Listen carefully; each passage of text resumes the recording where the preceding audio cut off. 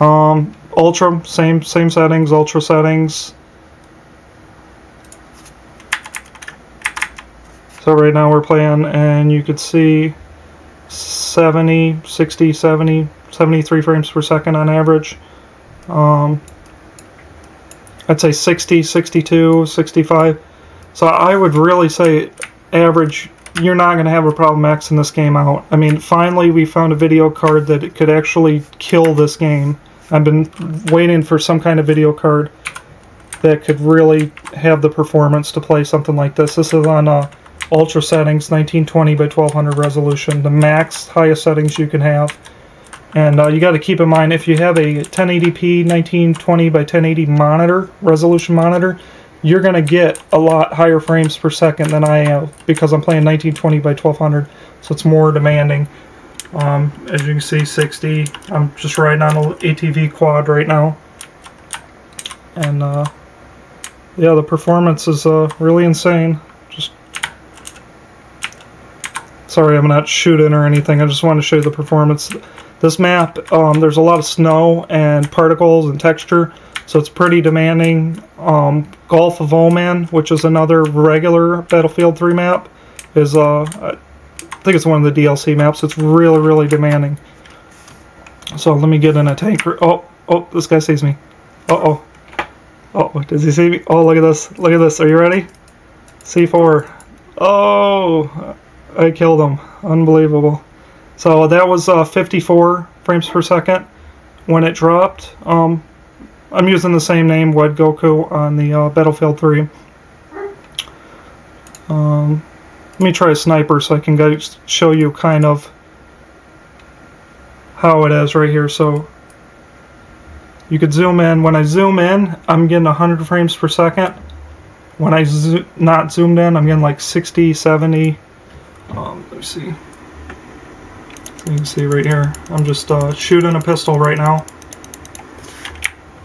And yeah, it plays butter smooth. I'm so happy.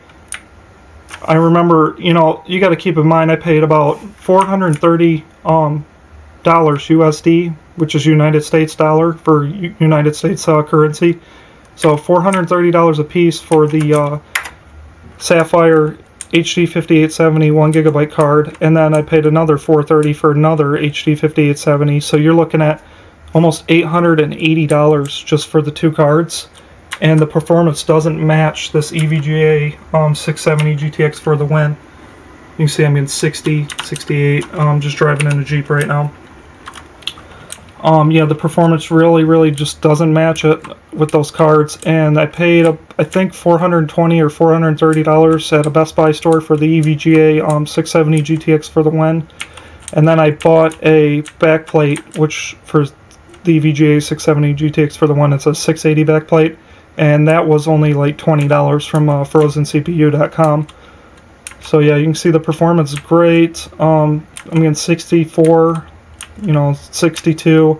It on average, it doesn't drop below 60 frames per second, and that's what you want. You want your games to be at least average 64 or 60 frames per second. You don't want them to drop below 60 frames per second. I used to play first-person shooter games, so FPS, first-person shooter, or FPS frames per second, like Counter-Strike, and my eyes can really detect anything that goes below 120 frames per second. I know some people, like Linus did a video on how he was talking about how gamers can't see under 60 frames per second, but really that is hands down a lie for these. It's really dependent on the person. So yeah, pretty much you can see frames per second. I'm getting, you know, 76. So yeah, it's not too bad. I'm pretty impressed. Sorry, I'm just kind of playing with one hand and recording at the same time, so it's really hard. So let me see if I can get in this tank right here. I'm in a tank. I'm getting 72, 70. Right there, you can see the frames per second right now that I'm moving around in the tank. 80 right now. And I'm driving right now. I'm getting 70, 69, 67, 64. Yeah, you really don't want to have a drop below. Here, let me shoot a tank shell and I'll show you the performance. Right there, that just dropped. You me see if I can shoot another one. Right there, so that's shooting a tank shell. And the frames per second really didn't drop. It dropped to 54, and really doesn't drop that much. If I did that same explosion with the 5870s, it would drop probably 40 to 20 frames per second. Okay, so I'm going to show you my temps after just playing that little bit. On average, in MSI Afterburner, this is a good program that measures your temps and helps you with overclocking. I'm getting 79 Celsius. So I would say on average 79 to 80 Celsius, which is really, that's good. That's average for a lot of these video cards. Like my 5870s, they run a little bit hotter, maybe 81 Celsius. The memory used, this is how much VRAM I was playing at 1920 by 1200 max settings. 1721 megabytes of VRAM. So you can see it's using more than 1 gigabyte of VRAM. So if you have a 2 gigabyte video card with the VRAM, you can play pretty much any game max settings and not have to worry about anything at this resolution, 1920 by 1200. If you play a huge resolution with 3 monitors, you're going to need more than 2 gigabyte of VRAM. I would say probably 4 gigabyte cards if you're running 3 displays and you know, as Nvidia surround, you know, huge resolutions. Temps right now, the average clock right here was showing 1136 megahertz, 1149 megahertz on the core. Fan speed only 56, so you can hear how quiet it was when we were playing the game. On a normal video card, you would hear that crank up, but it was silent. You could not even hear it. GPU load 99%. Memory controller load, on average 59%. It went all the way up to 67%.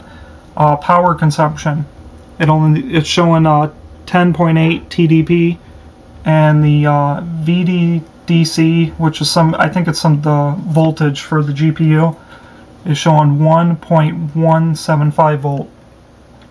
So yeah, it's pretty silent. You're not going to have any problems maxing out games, and yeah, you can see that VRAM usage right there. It's saying 1720 megahertz, and you can pretty much play that game. Let me try a different map.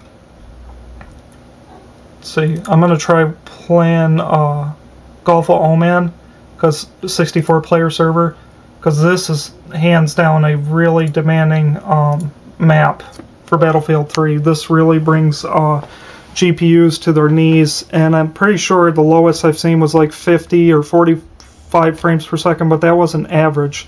That was like a huge explosion where it dropped to, on average, I'd say maybe 55 to 60 frames per second, probably usually around 60. So, like I said, and this game was really demanding. I remember people having 6990s at the time. I mean, drivers have improved, but when this game first came out, it was only using 1 GPU on the 6990 to play this game, so it was pretty much, you could only play the game with the 1 GPU, which is a regular 690. So, yeah, you see this Battlefield 3, it's showing in the main menu. Right here, your weapon character select is showing 114 frames per second. And we're just going to so I'm just going to shoot some shots off right now. It's showing an average of 71 frames per second, 70, I mean, so let me see right here, the 75, I'm zooming in right now, I'm getting 112 frames per second. This is insane. I'm getting right up there with 680 GTX performance. The 680 might, once you overclock it, I'm not going to lie, 680, once you overclock 680, it will beat a 670 GTX for the win. But when when you highly overclock it, but when I had my EVGA 670 GTX for the win overclocked to EVGA 680 superclock speeds, it was really fast. I mean, it was almost up there with the superclock speeds. The only difference between the, say, I'm probably going to get shut down now, that went to 49. See, 40, 37, because this is a very demanding map. I just went up, so it went down to 40, 37. That was with a big explosion. But on average, see, See, I'm just gonna die. I'm getting 57. This is Gulf. Oh man, this is the most demanding map. I'm just gonna end up, see, that was a big explosion. You went to 45, 50, 45. So it only happens when you have a giant explosion in this map. 56 average when I'm watching that guy in the helicopter. I don't know, there's probably more demanding maps, but I think this is one of the demanding Battlefield 3 maps. At the time, people, this was probably around when this game first came out, people were playing the, say I'm shooting right now. Okay, sorry about that. When this game was for, people had 580 GTX and SLI, and they only had the 1.5 gigabyte VRAM on the video card, so they were having lagging and stuttering. And you can see right now I use that 1700 megahertz when I was playing. So you kind of go off an outside view. So as you can see, yeah, I really apologize. I'm playing with one hand, so 62, 59, 54. Just the average. You guys are probably wondering why I'm putting these videos in multiple parts. I'm sorry if you guys are really annoyed by that. YouTube wants me to put my phone number in just so I can make videos 5 minutes longer, and I really don't want to give YouTube all my information like that, you know, because it's my personal information. Here's a tank right here. I'm probably going to end up dying, but yeah, see, 46 frames per second right now, 42. That's showing 43 with a big explosion, 37. It doesn't go that low. It's just because I have an explosion, you know, a giant one. Over time, you're going to get way more performance over time because Nvidia is going to upgrade their drivers. And each driver release, I noticed performance increase. From the first drivers to now, I got a 20% performance increase, which is pretty insane. So right now, I'm just going to kind of quit Battlefield. I will try to run some more benchmarks if I can tonight. You know, maybe I'm downloading Metro 2033 right now, so this is going to be the regular, you know, Metro, the pirate version or whatever. Okay, on average right there, it was showing the boost clock, because it auto overclocks the game in very demanding setting. It's 1189 megahertz, so that's probably right around the highest average you get. The VRAM usage, because that's one of the most demanding maps, is showing 1734 megabytes of VRAM. So it's not hitting that 2 gigabyte VRAM. If you're playing 1920 by 1080, 1080p resolution, you're going to get way higher frames per second than I'm getting. I'm thinking you're going to get average 70, 75, where you can see where it dipped for me was 60. You're probably going to get higher. I get it between 60 to 80 average frames per second. When you're looking through a sniper scope, or when you're looking pretty much up into the sky, you're getting way up in the hundreds, which is insane. So yeah, let me open GPU-Z or GPU-Z just to show you guys the temps. Highest temperature when we were playing the most demanding map was 80 Celsius, and it ran only 56% fan.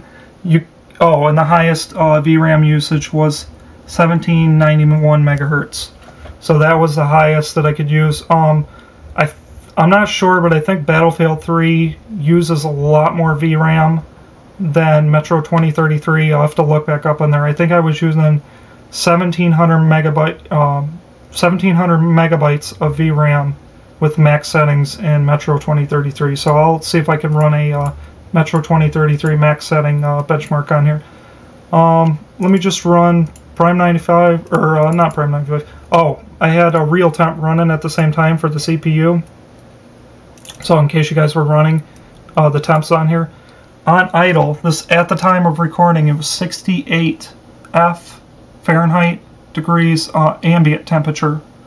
So you can see my lowest temps on the CPU. This is at 2600K at 4.7 gigahertz.